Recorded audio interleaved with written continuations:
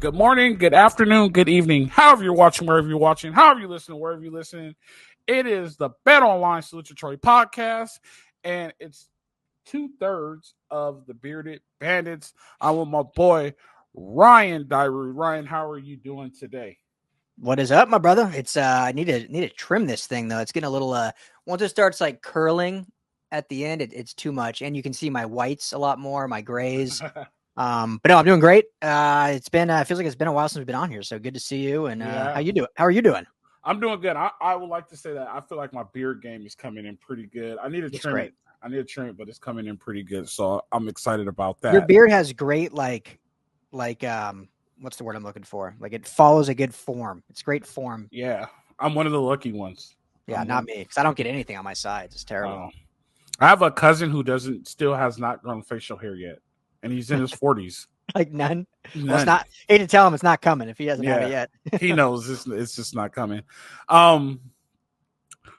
Yeah, we recorded last Monday, put something out, and then we dove into the NFL draft. And congratulations to all those Trojans who were drafted. Yeah. I was on. I think what was cool, I think, if I'm not mistaken, every single Trojan that was at the combine got drafted. Nice. So that's always, but congrats to all the Trojans. I was on Trojans. Yep, I was on with the Decide guys. I did 2 days with the Decide guys. Yes, you did. With Amir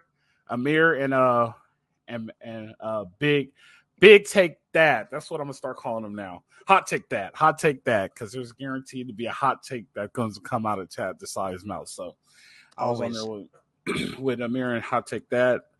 We didn't record Monday. We're here now. We wanted to wait until the portal officially closed its doors, and it did close its doors.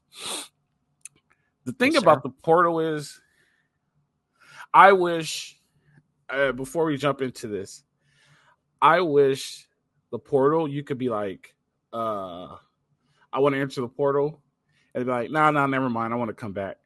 I'm going to tell you why. Just because on the portal, you get to go on visits again. You know what I mean? Mm-hmm. And this is my coaching mind. You go in deep, you like go into your core players and tell them to hit the portal. It's a little risky and be like, yeah, take some visits to some schools we're playing. You know what I mean? And see what they're talking about, see if they show their defense, bring it all back, and then jump out of the portal. Just sending out little birds, huh? Just high birds. And then the great thing about the draft, Nick Saban finally admitted on national TV that he's a cheater.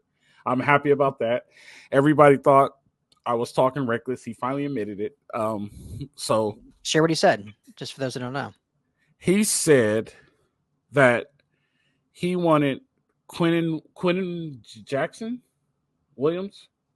I can't remember what the reference was. Was he talking the Jets player? The corner that got drafted. His name was Quinten Williams or whatever. Okay. He said that he out of the small school. Gotcha. Out of Toledo, yeah. He said that he kept contacting him, and I'm paraphrasing. I'm not saying it word for word, but he kept contacting him, asking him to get in the portal so they could get him to come to the school, and he never went into the portal. Just to let you know, Mr. Saban, that is tampering, and that is an NCAA violation. Just to let you know. Yeah. So, yeah. But anyway, the portal is closed. Closing the portal, we signed another receiver. The receiver room is loaded right now. His name is, help me, Ryan, Jay Hayes? Jay Fair, sorry. Jay Fair out of Auburn. Jay Fair out of Auburn. So that's two receivers that we got out of the portal. We'll address that real quick. Yeah, because we didn't record since Kyle Ford came home, whatever you want to call it. He's back. Welcome back. Well, I don't blame him. Get a free master's, man. Get a free master's from SC. Yeah. I don't blame him at all. And he's already adapted. So on my drive home today, I was thinking about this, and there's a lot of skill players being picked up in the portal right now. And there's 3 phases to the game: offense, defense, and special teams, right? And you have to win all 3 phases to win games. We could all go out on a limb and say that the defense was bad last year. We've heard that, and how many times have you told us, let's not harp on the defense today. Let's try not to. But the special teams last year was awful for USC. It was not great. And I think that was due to a lack of depth. And this is just me speculating. This is just me thinking as a coach and me thinking as if I was coaching, if I was in this position, how do you make your special teams player? How do you make your special teams play better? You go get skilled players that are good, or at least decent. You know what I mean? So now you have a ton of depth. So these guys may make the plane.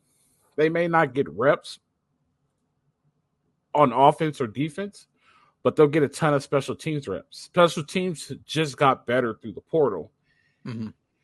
And this is just me just thinking. And if that is the case, and if that is what Lincoln Riley did, my hat's off to him. And that is an excellent strategy to conquer your special teams through the portal by gaining depth. Not only that, he did gain depth in the depth chart at these skilled positions, because how many times has a guy gone down last year and it was just like, oh, man, we're in trouble. You know what I mean? Like, it was like number one gets hurt, there's nobody else behind him. Now, number one gets hurt, well, number two is just as good as number one. And that's how you build championship teams. So those are my thoughts on so far what we've done in the portal, and I think that's what he's thinking. That's what I think the Jay Ferris pickup was. That's what I think the Greedy Williams pickup was, the Kyle Ford pickup, all the pickups on special teams. I think that's what that was. I do think that they are recruiting hard on defensive line and offensive line. They just haven't pulled the trigger yet, and they have time to pull the trigger. So those are my thoughts. What do you think on USC's portal action or free agency moves, however you want to put it? Well, just specifically on, we'll start with receiver. A couple quick thoughts on that. I think Kyle Ford, is a great addition back because he played 1 year in Lincoln Riley's system. He was here for a year, had some big moments. Wasn't the leader, I guess, when you look at it, was, different receivers that led the team, but had some big moments, and then goes to UCLA for a year and then comes back. So I think he just brings some familiarity. He knows the guys in the room for the most part. Obviously, some of the freshmen he didn't know because he wasn't here last year, but some of the other guys and within the team knows Miller Moss, obviously, getting reps with him in practice. So it's a nice familiar face, adds depth. He's a big body. I mean, he's probably 6'2", the biggest, 212. Yeah, he's probably the biggest body. I mean, obviously Jacoby Lane's taller and Deuce Robinson is taller. But he is the biggest, stoutest body probably in the room. So it gives you something that they don't really have, which gets me to the next receiver in Jay Fair, which just an absolute burner. I mean, the dude, what is he, like 5'8", 5'10", 180? I mean, he's just a speed guy. And so I totally agree with you about the special teams depth. I mean, right now their special teams is Zachariah Branch, and that is it. I know Makai Lemon is kind of the second guy, but I think Jay Fair gives you some versatility in the special teams and the return game. Obviously, you need more in the actual other positions on special teams, but at least it gives you that in return. But also just gives you a true speed weapon on the outside if that's something they feel they need. He's not going to be, he's not your top 5 receiver on this roster, maybe not even top 6. But hey, if he gets a couple reps a game, just being that burner guy that either spreads things out for your underneath game, or he's able to be that home run hitter every now and then, I think that's a great addition. And then the last thing this kind of tells me, and things can still change. They won't change obviously this year now, the portal's closed, but with all the talk of NIL, which we're going to talk a lot about next week we have a great guest coming on next week that we're going to dive into USC's NIL that has a great kind of confirmed. You confirmed inside it? look. Yeah. Well, we're not doing it over the weekend because it's Derby weekend. So next week we'll have him on. Oh, I didn't know if you confirmed it. So Tuesday, right? Yeah. Okay, good deal. I'm excited for that. Yeah, no, it'll be great. So he's going to come on.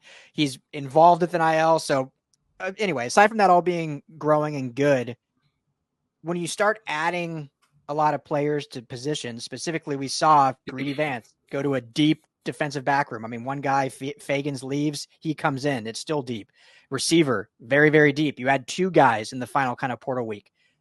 To me, it shows that this group that is here right now is bought in on being a USC Trojan and playing for Lincoln Riley. Now, things can change. I mean, this isn't set in stone. Again, it is right now because the portal's closed, but you know how next year goes when the portal opens at the end of the season. But when you guys see these guys coming in and there was still time for guys to jump, like, maybe wide receiver 7 or 8 are like, oh man, they just brought in 2 more receivers. I'm going to hit the portal now. No one did. So it tells me that this group right here is very proud to be a Trojan, wants to be a Trojan and play in this Lincoln Riley system. And, that's got to at least be exciting, I think, for the fan base. So my question is, our guest for next week, did he go to the dinner the other night or you didn't ask him? I didn't ask that, so we will ask. Yeah, touching on that because real quick for the sake of time. Jen Cohen is also I guess backing up what she said and how she was when she first got hired. That dinner the other night, just seeing those pictures, that was a huge event. Mm-hmm. That was a huge event. Everybody was there. Like, that was big. And yeah, I mean, it's going to get to a point, and I wish Jamal was here because he can't defend himself, but I don't think, after seeing that, I don't think NIL is going to be an issue for SC. I think they're going to get, I think now that they have the athletes bought in, and once you get athletes bought in, like Ronnie Lott and all those people, yeah, you're going to get donors to buy in. Well, if Ronnie's doing it, I'm a big Ronnie Lott fan. I'm going to do it. You get the following. And like I said, everybody was at that dinner, and that was huge. That was huge. I was impressed. So, yeah.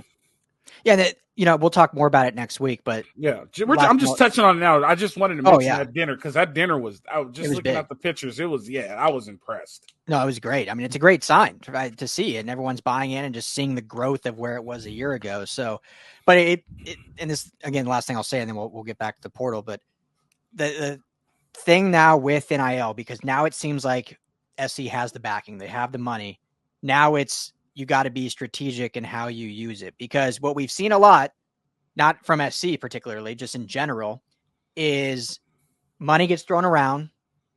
Some kid comes in, gets paid, and then still hits the portal after a year. I mean, Dante Moore did that just across town at UCLA. Yeah. We've seen guys do it at Ohio State, Texas A&M, Colorado, Florida. And so the key is Florida, all over. The key is you have the money now, but it still is very important that you're recruiting the right kids that want to be USC Trojans. Now you can offer them and actually back it up, but you don't want to just offer anybody. And so I know there's a lot of big names that have been out there, and it's like, well, man, why didn't USC get them? Why are they going to Oregon, Ohio State? And, I don't know all the inner workings of it, but there could be some instead of like, well, we didn't want to just throw the bag at this kid because he didn't seem like he really wanted to be here. He was just chasing the money. And if he doesn't want to be here, what's going to stop him from taking our money and then leaving in a year anyway? And then we're out of all that money. Like, this is an investment. We want to invest in the right kids. They're going to be with this program for the long haul. And obviously we need the money to do that, but also we need the right kids. So, I mean, that's just another little wrinkle of this fun 2024 college football. Yeah. And that's the difference between the NFL and college. Yeah. And that's why they should have never knee-jerked it, because in the NFL, you sign that money, you're stuck there. You're there, you know what I mean? And so that's one of the things you got to get. So let's roll into needs. We know there's needs up front. There's still some available names out there. You want to start offensive line or defensive line first? Let's go defensive line. That's what everyone, I think, wants to talk about. And all right. Yeah. So we'll just let me just say real quick, and then you jump into it. But I just by the time people watch this on Friday, they should already know. But as of 30 minutes before recording, kid at TCU, Dominic, committed to Oklahoma. So he's on an option for SC. So if anyone's wondering why we don't bring him up, because he was a tie-in, he is committed to Oklahoma. So go ahead. Yeah. And it'll be, it'd be funny if he got in the portal next year and came to SC. Our Sooner fans will hate that. I know. No, so we need D linemen up front, and there's some D linemen that are available out there. Derrick Harmon is the big name out there out of Michigan State. He's a 4-star transfer portal recruit. It's crazy how they even rank in transfer portal recruits now. This thing is this crazy. 4-star transfer portal recruit. He's from Michigan State. Big Ten guy, has not made a decision yet. He has put SC on his top list from what I saw all over the social webs. Yep. 6'5", 320, right? And I like 6'5", 320 a lot. I like Big Ten a lot. I like the fact that you could put him at the 1 and you could move Byrd down to 3, and Byrd becomes a lot more vicious at a 3 technique because you could just let him go. And I would love to talk to our guest next week about that and see what he thinks about it and what he thinks about the front if we could squeeze that in. But Um, I think this would be a great get, and this adds to the depth factor that we've been talking about. We need the depth factor. My only issue is, and it's going to always be my issue, and the question that I always ask, is he in it to come and help us win, or is he in it chasing the bag, right? Because this is a big money pursuit, and like you said, you don't want to invest in him, and then all of a sudden he hits the portal again, right? So that's my only worry to me, and I guess I'm a little conservative on this with the whole portal thing because I want to hold my dollars close to my chest. Mm-hmm. That's the only red flag, but that's the biggest red flag that I will have. You know what I mean? Yep. Like, so that's my biggest worry. So that's how I feel about it. Derrick Harmon, how do you feel? What do you think we should do? Yeah, I mean, the player, it'd be a home run get because everything you mentioned, the way he could play with Bear, the experience he has, he's played in the Big Ten. USC's in the Big Ten, so he knows, Big Ten style of play, obviously. But yeah, I agree. I mean, as of Wednesday, On3 was reporting that USC and Colorado were the front runners. And then as of Thursday, basically said still USC and Colorado, but Oregon and Ohio State are also in the mix. And so if I'm just being no sources on this, I feel like he's probably not going to go to SC because to me, it sounds like what you were saying. This is going to be a bidding war. And I don't know if SC is going to get into a bidding war with this. They could, but from everything we just said, finding the right player, not getting a guy that's going to just hit it again if things don't work out or if the money is not right. So the player and the skill set is a home run. But if it's a bidding war between Ohio State, Oregon, Colorado, like I don't know if it's going to, not because SC can't, I just don't know if they would even want to go down that road. I'm good with a bidding war, but I'm good with a bidding war with a limit set. Yeah.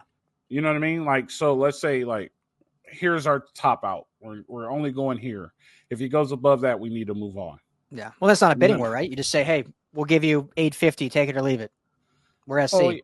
The art of negotiation, Ryan. You gotta, come in low and hopefully it doesn't get to your number. But definitely, another guy that's big out there, CJ West out of Kent State, 6'2", 315, moves very well for his size. Smaller school guy. He is a 3-star guy. I prefer. I'm gonna get killed over this. I prefer CJ West over Derrick Harmon. Okay. I feel like you could bring CJ West in and make him a Trojan, and he will be about being a Trojan. I think CJ West more wants to be at a big school than want a big check. Yeah, my opinion. That's what I think. You get a CJ West, you build that depth factor. Bear stays at the 1. You maybe put him at 3, or he might not even start because of size. I don't know his arm length and all that stuff, but he creates a depth factor. But the fact that he's at SC and he gets to play in a Power 5, and the fact that he gets to get a chance to go to the college football playoff, and the fact that he gets a chance to be coached by an NFL coach, the fact that he gets a chance to be seen by the Rams and the Chargers, which are in his backyard, like a whole bunch of things are stacked on him. Well, he has the Bengals and the Chiefs. I can't say because he's in Ohio, but yeah, a little bit better. But those type of things make him better. So, what do you think about CJ West? Yeah, I love that. I mean, kind of like a Jamil Muhammad type feel, right? Going from a smaller school to come and get the exposure and obviously the size you mentioned, 6'2", 315. If we're talking money, probably would cost a little less. But yeah, I mean, who knows what Coach Henne could do with this guy? He fits certainly that size type that we've talked about that Coach Henne likes when you look at what he's done with the Rams with, we've talked about a bunch, but Sebastian Joseph Day or Greg Gaines or that big bodied kind of not necessarily super tall, maybe even a little shorter, but just robust 300-pound body there at the nose that can play next to Bears. So I love CJ West. I think when he first entered back in mid-April, that was all of me, you, and Jamal's maybe kind of top choice just because of that small school coming to a big school factor, wanting to be a USC Trojan, like having that feeling of like, wow, I am totally upgrading from where I'm at to go to a premier institution that I'm going to get a degree at, plus it's going to springboard me to the NFL, as opposed to a guy that's already and I'm not knocking on Harmon just in general, a guy that's at a premier place that just is chasing money to go elsewhere for a new opportunity. So, I love CJ West, and we'll snake it. I'll throw one more name at you that I've heard a little bit of buzz, another small school guy. I mean, maybe we love small school guys, but Grand Valley State, Xavier Suggs, little smaller, 6'3", 285. So doesn't hit that 300-pound mark. Now, if he gets in Coach Wiley's system, maybe we can get those pounds on over the summer. But seems to be a little buzz about his name as well. And, another small school that I think you just talk about the opportunity of going from small school to SC, and fans may not like that. They may say, we're SC. We should be getting all the big name guys. But sometimes you need that small school mentality. That's just that. I mean, it's dog work, right? That's what SC is now. Yeah, that grind. And he's coming from a D2, and D2, you have to grind. I recruited D2 players, and it's not full scholarship, and you have to find a way to eat. So I'm with that. Like, he'll be happy about the point of being there. The bag is way smaller. You get to do a lot of things to make it work. He could be like the guy we're going to talk to next Tuesday, right? Come from a smaller school, end up at a bigger school. He could end up being something great. Comes from the Midwest, so he's used to all that weather and all the stuff everybody complains about. So I definitely like it, and I think it'll work. So I think the D-line has a lot of prospects out there, and that can make us better and build the depth. I want to let everybody know and thank everybody listening to us on the Mightier 1090. This has been the Bet Online Salute Detroit podcast. We'll see you guys next time. Live free, fight on. Let's continue rolling here. We're off the radio, so if you need to cuss, Ryan, go ahead and cuss. Finally. You want to move over to offensive line? One more name to throw at you. Okay, go ahead. Big school. It entered fairly recently, the last bit of the portal. Johnny Bowen's the third out of Oregon. Like, it would be great to get a kid from Oregon. I'm sure your brother would love that. 6'3", 290. But, coming from Oregon, like, what do you think the prospects of that? Stealing from within, I mean, obviously they've always been in our conference, but stealing from their pipeline, since they like to steal from us, it feels like. So 6'3", 290 tells me defensive end. Yeah. Screams defense, like the defensive end that the Rams just got, that the defensive end that the Rams just drafted. And we talked about how he's not a pass rusher, but he's a true defensive end. Front side defensive end, set the edge, give opportunities to other players, doesn't let anybody around the corner. You get that guy, and we talked about it in the spring game. All last year, I always said there's no edge to the defense. Now there's an edge on the defense, right? And so this creates an edge on the defense. So he's able to do it. That'll be even better, right? And I know I sound like a red record, but the key thing here is depth. So even if these guys don't start, they'll play. Off defensive line plays on rotation, right? So that's excellent. Only problem is Oregon is in the NIL game. You know what I mean? They're in Phil Knight's pocket in the NIL game. My question to you is, and I don't know if you still have his information up, is he a Southern California kid? If he's a Southern California kid, there's the advantage because now he gets to come back home and play. He's from Texas. Just looked. Okay, so that doesn't matter, right?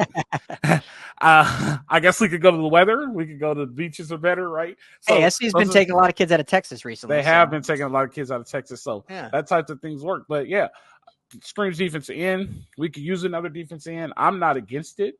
And I'm like you. I'm not going into a bidding war for it. Here's what we have to offer you. Take it or leave it. Yeah. Go ahead. Yeah.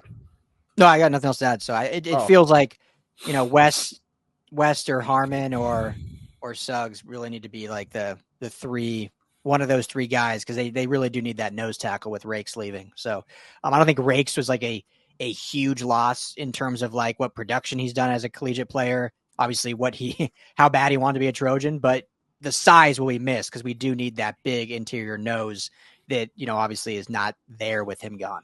Yeah, and then when you leave a school like SC and you go to Auburn, it just shows that it was all about the money, right? It's not like Auburn is a blue chip school, right? You left a blue chip to go to a middle of the pack SEC school, right? So, I mean, it is what it is. Nothing against the kid. It's just, the decisions you make. Let's roll over to offensive line. So I saw, sorry, real quick. I think it was our buddy Fight on Rusty that posted. I can't remember who, someone on Twitter, but the caption was Isaiah Rakes USC highlight film. And it was just his video from when his visit, when he was just like with no shirt on in the Coliseum. That was Fight on Rusty. I was dying laughing. I was like, oh, that's great. Fight on Rusty's been coming with the shots lately. He said, UCLA, their night game. He was like, at least they're finally realizing that they're a high school program. Yeah, I was like, Fight on Rusty's on one. He's coming with the shots. Offensive line. Kid entered the portal 2 days ago. And it's like he snuck in. Nobody's talking about him. He's 6'4", 310. Enoch Beheim out of Ohio State, 4-star portal recruit. Yeah. This is big time. This is the tackle we need. Coming out of a blue chip in the Big Ten. From Hawaii. He's from Hawaii? Yeah. So it puts him closer to home. I doubt he will want to go back to Hawaii. But there's certain things, right? If it's playing time, he has a chance to compete for it. This is the only thing, and this is something I was thinking about today, too, on my drive home. I think Lincoln Riley has a lot of faith in these young guys. I think he's like, these are the guys I'm going to ride with. I really don't need to build up my offensive line. Not too convinced with the center. You know how I feel about the center. But the other four, the young guys that he wants to grow with, I think he's all in on those guys, and I think he's trying to show those guys, like, look, this is your time. Go ahead and do it. Like, go ahead and write this out and compete for it. Bringing this guy in, I think, solidifies the line a little bit and puts a little bit more veteran in him, and it gives you that Big Ten experience. So I don't know what year he is in school. It doesn't say what. I think he'd only have 1 year of eligibility, I think. Experience 2019, 2024. Yeah, so he'll be a grad highlight. I mean, I said a grad highlight. I was reading and watch highlights. He'll be a grad transfer, which is good because even if he doesn't really play, at least he gives that veteran leadership. And like, you have to think like pros now. Like, you need some veteran leadership in your locker room. Go find a guy in a portal to do it. So this guy sliding in sounds great. The only thing about grad transfers is, and a lot of people don't know this, and you see this a lot, and it happened with Raylan Growforth. A lot of coaches tell players on their grad year to go get in the portal because grad scholarship is more expensive than undergrad scholarship. Yep. So good point. So they're like, hey, like, you know, go get in the portal. Unless he's a dude, right? You know, generational talent to try to keep him, but like a guy that's like above average, right? Raylan Growforth didn't even get drafted this year. Like, go get in the portal, go get your grad year, have somebody else pay for it. It's the business aspect. I know it sounds bad, but it's just being on the other side of the desk, you learn a lot of things, and it is what it is. So that's how I feel. How do you feel about Enoch? Yeah, I mean, I still believe I think we talked about it a few episodes ago. Like, I still think at this point, whether fans like it or not, I think the 5 we saw at spring game, that's the starting 5 Lincoln Riley and the coaching staff want to roll with. And so they need to add, and I think they will absolutely add another lineman, but it'll be for depth and for rotational purposes or injury, God forbid. And so a guy like Enoch, I think, is tremendous depth. I mean, obviously with the experience and being from a big Power 5 school at Ohio State and playing in the Big Ten and having that kind of bully ball mentality from what they had to do all those years and playing Michigan and whatnot. So, I think it'd be great. I think no matter who they get is seen as a depth piece, not as a guy that's going to come in and start. Just my opinion. Could be wrong, but it does seem, and you kind of alluded to it, based on what Lincoln Riley has said, based on just all spring practices, they feel really good about this group of 5 starting right now with even some depth behind it, but obviously some youth. So they need to add, absolutely. But yeah, I think they're just adding more for depth purposes. And I would too, just to be honest with you. Like, I wouldn't mess that room up too much because you're building a core, and he's building a core with the offensive line, right? Yeah. You got 2 classes now that are your guys that you recruited, and they're good. You know what I mean? It's not like they missed on these guys. Like, these guys are good. Paige and Noah, who are true sophomores, are legit. Yeah. And then you got Pregnon, who started last year as a transfer, so he's year 2. You know, we'll see about Monheim, but they seem real bullish that he's made that switch to center grade. So we'll see. I mean, to me, it was a genius move because obviously they talked to him and said, you're not going to get drafted as a tackle. So you need experience in the interior because you're only going to get drafted as a guard or center. So for him, it was better anyway. And he's now going to be a nice big center. And then obviously Murphy at right tackle who played there last year. So yeah, we'll see. Yeah. And then you got what they brought in. They're bringing in 4 this year, right? Yeah, well, it would have been 5, but then Zamandela just transferred out. So 4 new freshmen this year. They're excited about some big kids.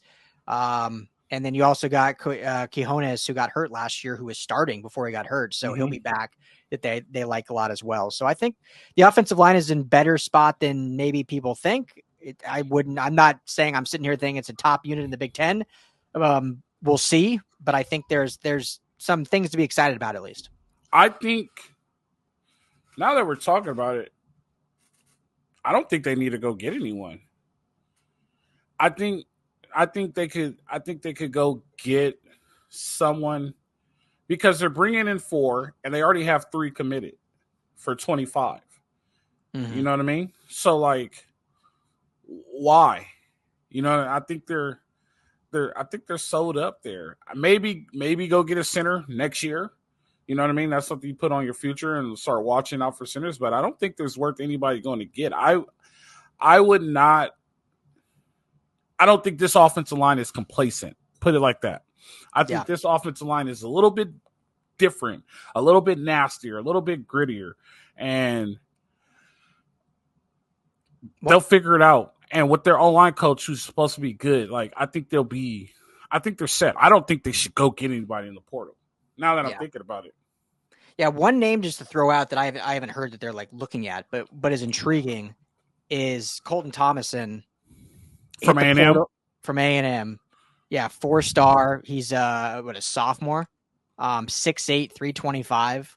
So I mean, why not at least throw a dart at that? Like that's good size. He's young. You can build with him, and he can join this. Basically, you think, okay, we lost one of our 24 recruits.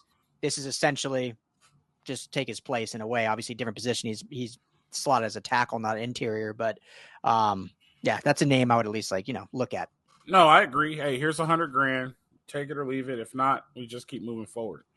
You know what I mean? So isn't that crazy now to say that? Like just as a dart throw, here's $100,000. Do you want it or not?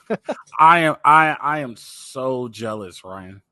I am so jealous. Do you know how low my price tag would be? What do you think you would have gotten offered back in the day? Because you were coming out of Poly. I mean, you were a hot prospect coming out of Poly. Come out of Poly because they also flipped me too. So coming out and for them to flip me, in today's world or back then? Today's world, yeah, today's world. Today's world would have probably been about $250. Yeah, because you were starting at Poly. You flipped from where'd you flip from again? Oregon State. Oregon State flipped you. Yeah. So here's the thing. Oh, here's look at that, 250 as an 18-year-old. Yeah, here's the thing. Family eat. Here's the thing. So I was a tweener. I was in today's game. I'll be the guy. I was only 185 pounds playing linebacker. So it was like, is he a linebacker or is he a safety? And they couldn't figure it out. Oregon State was like, look, you're a linebacker with us. We want you to come play Will. They're the only one knew what position I wanted to play. So I was like, yeah, let's go. Let's go do it. I was going to graduate early. SC came in the back door late. Look, we want you to play safety, but do you want to play for SC? Shit, hell yeah. But in today's world, it'd be like, what's the price tag? You know what I mean? How much you guys offering? I'm not going to flip for free. So back then, it would have probably been around 75. Yeah. And I think you said a great thing there. Like that's what I don't want to say people don't understand, but maybe people don't put enough weight in is that college football today is not what it used to be. Back then, SC could say, do you want to play football at SC? And everyone would be, hell yeah, I want to play at SC. Now it's, yeah, but what are you offering me? Like, it's just different now.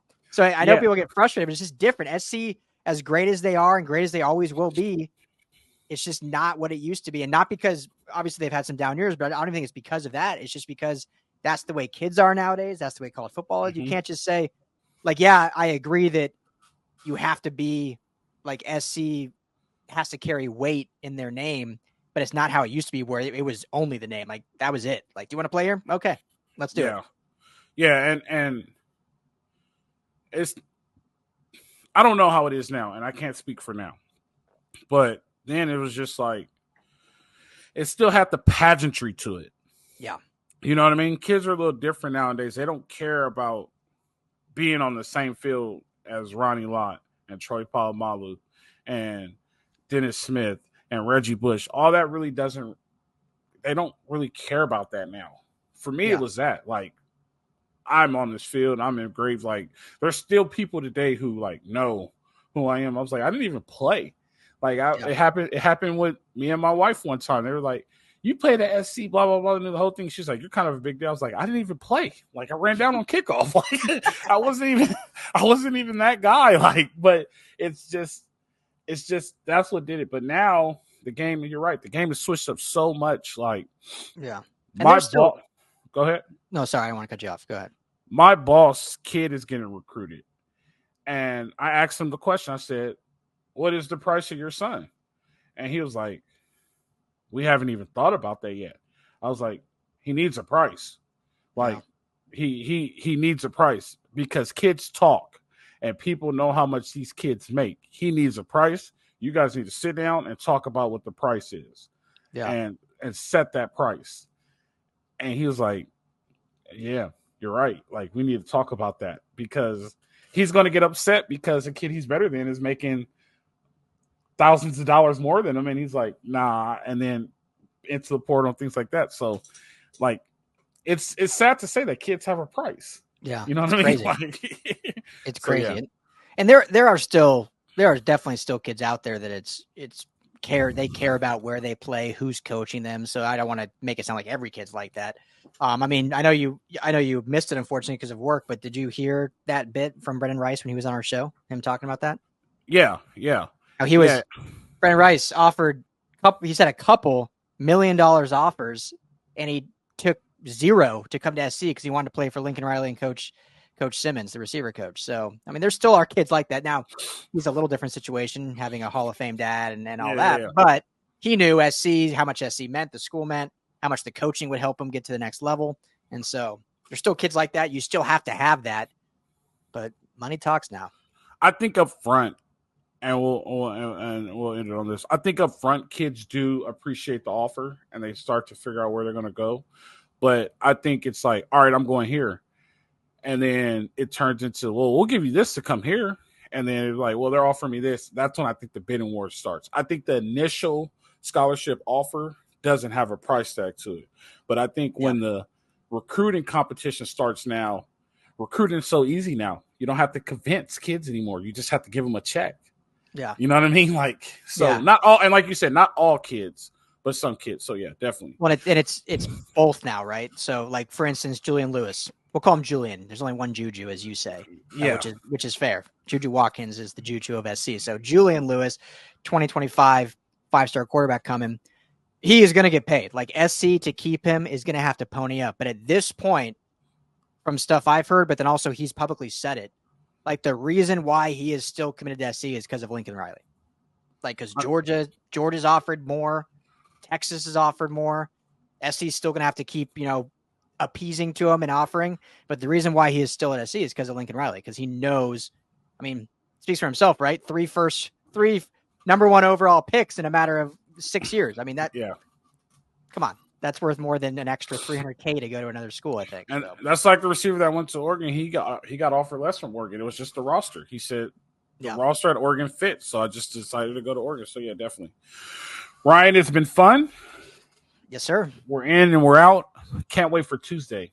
That's going to be a good one. I'm excited to I should see where Kenny's going to be because him and Kenny played together. That's right. In the NFL.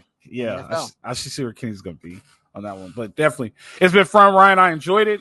Thank you, guys. Thank you, fans, for watching. We're here like normal. It's the Bet Online Salute to Detroit podcast. You guys know how it goes. Live free. Fight on.